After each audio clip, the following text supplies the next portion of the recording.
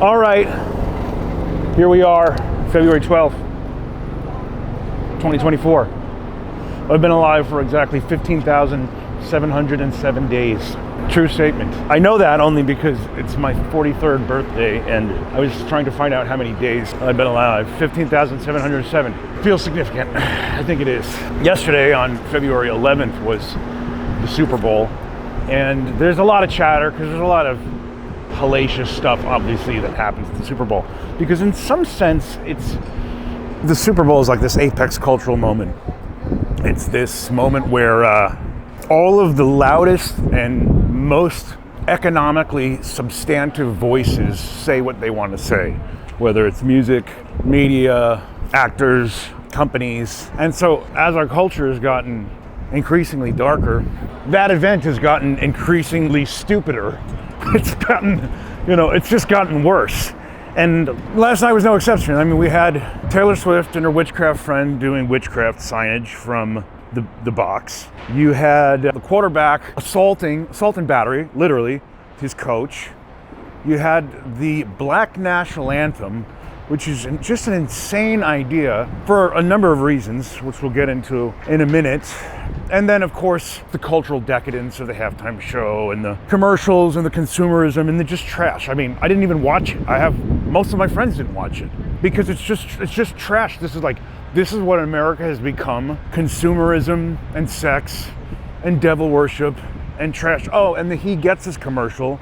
That's a freaking political ploy to try to trick Christians into thinking that the best kind of Christians, the most empathetic, are the people that don't say anything true, which is nonsense. Is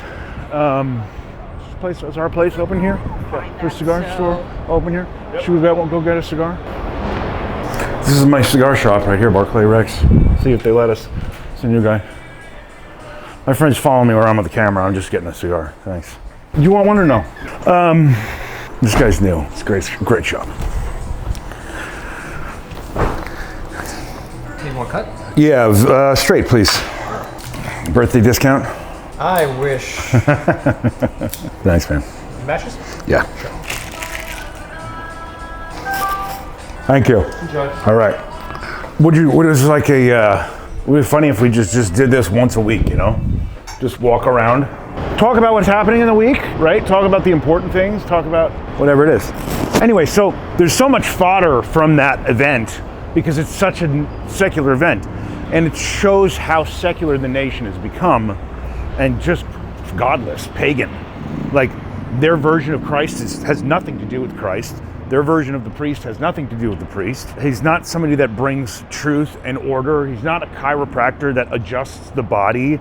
He's a pathetic masseuse. That's really what it is. But on the point of the Black National Anthem, there's this line in the song that says, "And we found our faith in the darkness of the past," something like that. And so, first of all, it's not a correct interpretation or understanding of the word faith. Faith is not about the past, first of all. Faith is about the future, and faith is about future hope. The book of Hebrews says that faith is the substance of things hoped for and the evidence of things not seen. And so when we have faith in God, we have what? Faith in the unseen.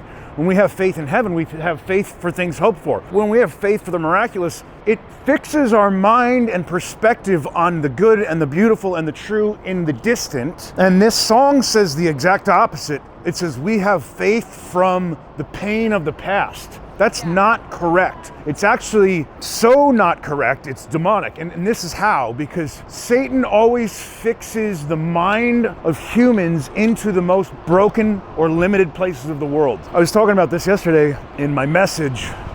The trans movement loves to do this. They love to say, well, look, there's some people that have an XX chromosome set, but they have different body parts, therefore the world is this way. And so they fix the definition of the world inside brokenness. And that's exactly what that song did.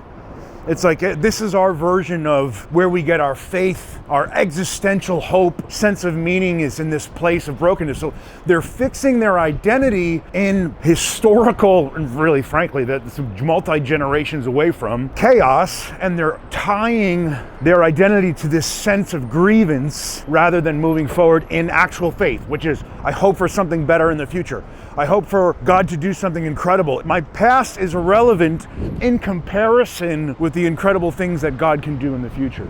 And so even the songs that are songs in the Super Bowl, the songs that are the songs of hope and meaning, or supposed to be, they're not. They fix us in brokenness. They fix us in slavery, in bondage to places where our identity is in grievance and our identity is in past hurts and harms. And I mean, if you listen to the song without that sense of analysis, you're like, oh, it sounds beautiful. The voices are beautiful. And it really was. The lady's voice was incredible. But the message was deceptive. And if you're smart enough to actually listen underneath, rather than just to the top level stuff, you start to say, this is not God's system. This is not about personal sacrifice or righteousness or beauty or the redemption of Christ. My brokenness, it's like someone else's brokenness and it's their fault that my life is wrong. That kind of grievance culture is what the devil loves. He loves to go to the Garden of Eden and say to Eve, look, your world is small and it's God's fault. He doesn't want you to make it big and awesome. It's really small and pathetic.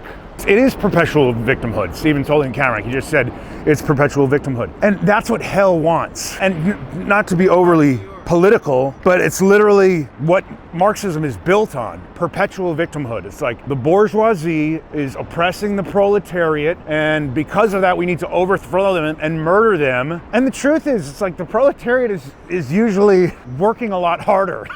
Certainly in the United States of America it's true. And the bourgeoisie is hanging out and not sowing their seed, not waking in the early. Ecclesiastes says, it says, sow your seed in the morning, and in the evening do not withhold your hand, for you do not know what will succeed, whether this or that or both. And it's like, yeah, that's actually the way to have success, is to say, okay, God, I'm gonna sow my seed in the morning and not let my hand become idle in the nighttime. It's like 40 hours a week. Where's that in the Bible? Some weeks you should be doing 80 hours. Some weeks are weeks of rest and blessing and vacation. You should be doing, no hours. You should be totally relaxing. And then other times you have to grind 80, 90, 100 hours, or else you're gonna miss the window and the season that God has for you. I say it. That's what I got. How long was that?